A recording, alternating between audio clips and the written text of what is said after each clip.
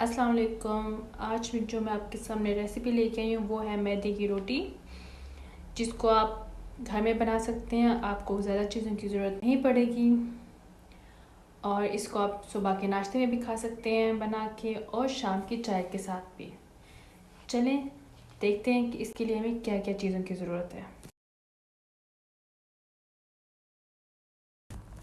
तो हमें चाहिए यहाँ पे 2 खाने के चम्मच मैदा, 1 चाय का चम्मच नमक, गरम मसाला, लाल मिर्च, धनिया सूखा हुआ, सब्ज़ मिर्च और 1 अंडा और आधा ग्लास पानी। जी, इन तमाम चीज़ों को मैंने मिक्स कर लिया। इसको हमने ज़्यादा गाढ़ा नहीं रखना, क्योंकि गाढ़ा रखने से जो मैदे की रोटी है वो थोड़ी मोटी बनती है।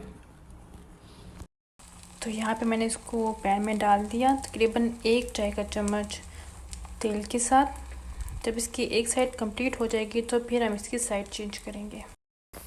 जी, तो हमने इसकी साइड चेंज किया, माशाल्लाह हल्का सा ब्राउन हो गया है। इसको थोड़ा पकाने में थोड़ा सा टाइम लगता है, लेकिन बहुत मज़े का बनता है। जी, तो हमारी दूसरी साइड पक चुकी है और हम अब इसको चाय के साथ खाएंगे। उम्मीद करती हूँ कि आप अपने घर में ट्राई करेंगे और बताइएगा कि कैसी लगी।